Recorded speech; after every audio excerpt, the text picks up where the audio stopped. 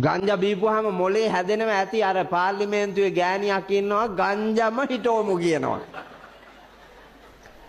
ඒ ගෑණිට නිින්ද යන්නෙම නෑ පුතා ගංජා හිටෝනකම් මේ දෙරනේ. ඈ? ආබලන් ඕකී අහලම නැද්ද?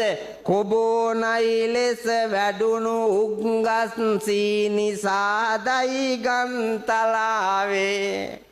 නිකමටවත් කන වැටලා නැද්ද දන්න? ඈ? ගංජම එක්ක ඔට්ටු වෙන්නේ ඈ උම්මත්තක භාවයේ බලන්නකො ප්‍රබුද්ධ උත්තම බෝසත් මිනිසුන්ගෙන් පිරුණු සමාජයක නම් ගංජා නෙමෙයි මොනවා තිබ්බත් කමක් නැහැ. දැන් අපි ඉදිරියේ පුතා ගංජා තුනී කරලා තිබ්බත් ගැටලුවක් නැහැනේ ඈ ගංජා තුනී කරලා තිබ්බත් ගැටලුවක් නැහැ. ගංජා වලින් මෙට්ටේ හදලා දුන්නත් ගැටලුවක් නැහැ. හැබැයි මේ ඔලොමල නැති මේකලා ඉදිරියේ ගංජා හැදුවොත් ඉවරයි.